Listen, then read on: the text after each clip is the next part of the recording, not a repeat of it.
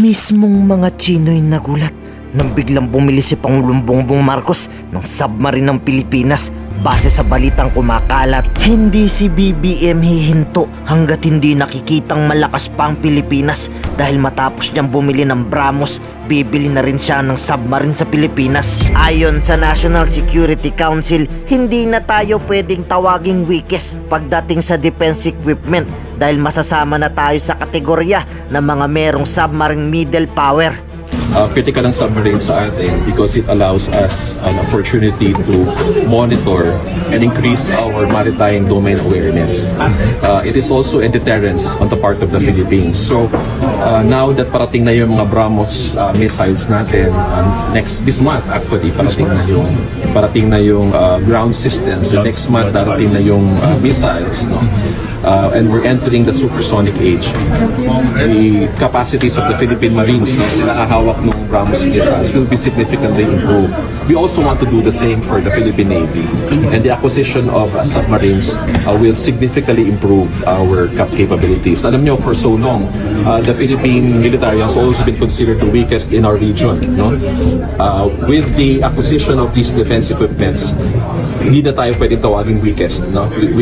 We will now become a middle power in terms of our armed capabilities, and that is a game changer, no? Because that will increase our defense posture. When was it the request made, and has it been budgeted, and what is the timetable for the acquisition? Well, yung Horizon 3 will of course be subject to budget allocation.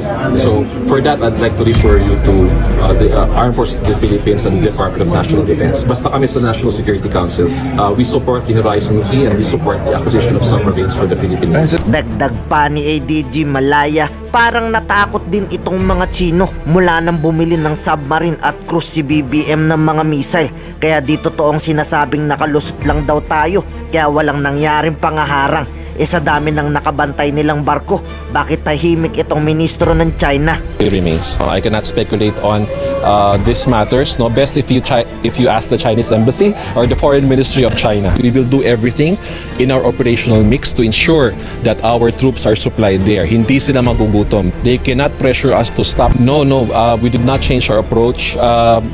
The reason why there was no media embedding is because there was significant escalation in the last RORE. So just to ensure the safety of civilians, particularly the media, hindi muna tayo nag-media embedding dito. But our measured transparency policy. Buwelta pa ng bagong komodor ng Philippine Navy, hindi na natin kailangang humingi ng permiso kung magre-resupply mission sa West Philippine Sea dahil ibain anya daw siya sa pinalitan niyang si Tariela, mas mahigpit anya siya sa West Philippine Sea.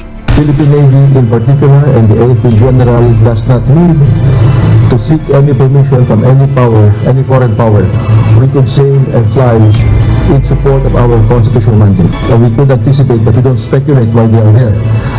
Suffice it to say, the Philippine Navy and the armed force in general will continue steadfastly to support our troops in the West Philippine Sea. Ayon pa sa eksperto, napapanahon ang pagbili ni BBM ng submarine sa gobyerno para hindi na pag-iiwanan ng Navy at Marine sa supersonic na binili sa Army ng Pangulo na magagamit para bombahin lahat ng papasok walang paalam sa teritoryo. Let's look at the advantages of having the submarine. No?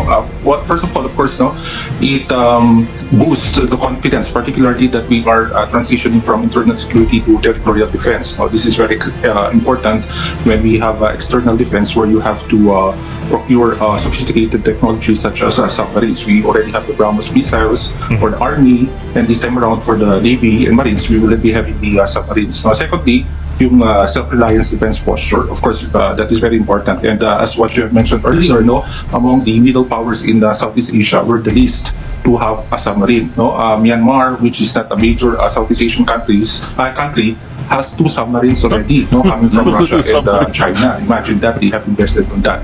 But for the Philippines, I think it comes timely because of the collective deterrence that we are signifying also in the Indo-Pacific region. No, lalo na pinapalakas natin yung alyansa natin with like-minded countries, and here they come, offering us different packages on how we could engage with them, and of course bringing about that submarine program with us. No, and thirdly, of course, no, this is important, particularly that there's a recent pronouncement coming from President Marcos, no, for the third leg of the revitalized military modernization. No? This will focus on the external defense. Tama po kayo, no? Panahon pa ni President Aquino ito, and especially during the dapat parte ito ng second leg of the military modernization. But what happened in the past administration, instead of buying a submarine, mas pinili nila bumili ng 4 o 8 atang corvette ships. Of course, for maritime domain, I think that was the intent. But all of a sudden, I think this is the best time for us now to have these submarines. No? It's like having an embassy at sea. Yun ang tawag natin dun sa submarine warship. No? So it will help us. Tama po kayo dun sa A280, yung area denial natin, sea denial. This is very important, at least para mahirapan din yung mga aggressors natin to come in to our maritime domain. And yeah. Professor, hindi kaya kasi nung panahon ni Pangulo Duterte nag-focus sa internal security para tapusin yung insurgency? Yes po. Tama po kayo, no? Nakita natin dun sa national security policy niya, nag-focus siya on insurgency, and particularly on the Muslim secessionism, kaya nabuo yung war. No? I think that was the intent of his national security policy, and I think we saw a sudden shift in the Marcos's national security policy, where it is external looking. I think this is the most ambitious so far when it comes to looking outside. Medyo nag-iba yung paradigm shift natin ngayon, which is timely because of the geopolitical importance of our country and what is happening also in the region. I think it was also a call for strong deterrence because of our current squabble in our maritime territories in the West Philippines. Alam niyo po, nung nasa faculty pa ako sa National Defense College, no, usap-usapan na yan, and I think many of our sailors were already training in France. So yung mga sailors natin from the Navy and Marines, makakatas na yan magsalita ng Frances dahil na pinadala sila sa France to study, because it should jive, no? When you buy an ammunition or sophisticated technology, it should jive with your human resources. So ititrain mo rin sila, no? Hindi yung bibili ka tapos saka mo ititrain, dapat sabay yan. So I think there's no problem with That's the human resources. But what about we have already pinadala na natin yan sa Indonesia, sa Korea, at saka sa France. What about sir, we're ready for that. I think kasama yun sa package. What I've heard from my former students who are now commodores in the Navy, sinasabi nila kasama na rin yun sa mga package. No? That's the reason why it's very important when you deal with countries. No? This is part of naval diplomacy. When you buy something, kailangan may diplomasya pa rin dyan, kasi makikipag-usap ka kung paano yung maintenance. Kasi there are some countries, even the US, no, yun, nahirapan tayo sa pagbili ng kanilang mga gamit, kasi may mga restrictions din sila, no? Especially during the past administration, where we had we tried to pivot to China and of course to Russia. Medyo may competition diyan sa market din, military market din, kung sino yung mga kaninong bansa tayo nakikipag-ugnayan. I think it should follow the rule, no? Kaya nga ang may tinatawag tayo na international defense and security engagements.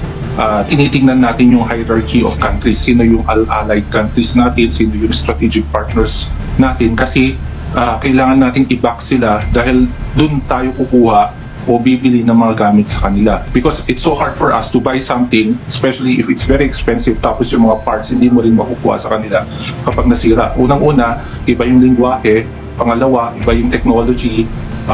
Pangatlo, ayaw nilang magbenta minsan kapag nasira. So those are the things that we have to consider also when buying expensive armaments such as submarines.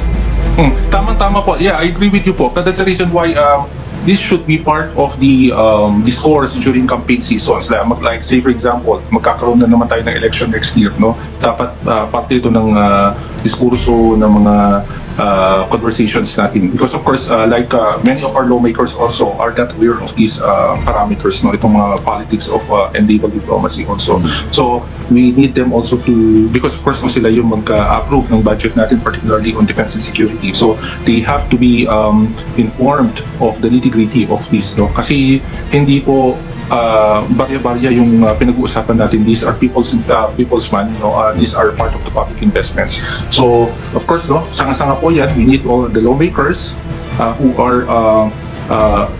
have appreciation for national security, and at the same time we should continue with our diplomacy with like-minded countries who would help us to modernize our armed forces, no? So parte po lahat yan ng proseso, and we should be tact and of course precise and also strategic in terms of our engagements with them. Ngayon, ikaw bilang Pilipino, ano ang masasabi mo at reaksyon sa balitang ito? Mag-iwan ka ng komento sa ibaba at atin pong babasahin isa-isa.